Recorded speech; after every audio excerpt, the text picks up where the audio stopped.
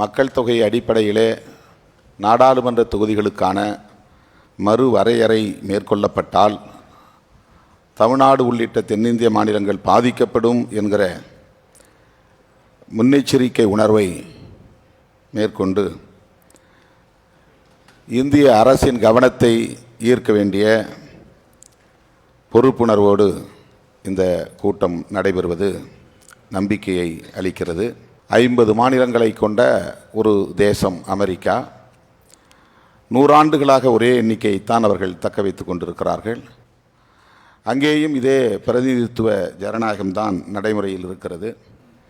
எனவே நம்முடைய முதல் நிலைப்பாடு எண்ணிக்கையை மாற்ற வேண்டாம், இதே எண்ணிக்கையை நடைமுறைக்கு கொண்டு வர வேண்டும், இதை தக்க வைத்துக் கொள்ள வேண்டும் என்பதாகத்தான் இருக்க வேண்டும்.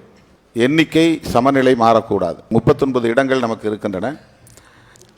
எண்ணிக்கையை மாற்ற வேண்டாம் என்பதில் நாம் உறுதியாக இருப்போம். அதையே தொடர்ந்து வலியுறுத்துவோம். மாண்புமிகு முதல்வர் அவர்கள் தென்னிந்திய மாநிலங்களை ஒருங்கிணைப்பதற்கான ஒரு கூட்டு நடவடிக்கை குழுவை அமைக்க தீர்மானத்தை முன்மொழிந்திருக்கிறார்.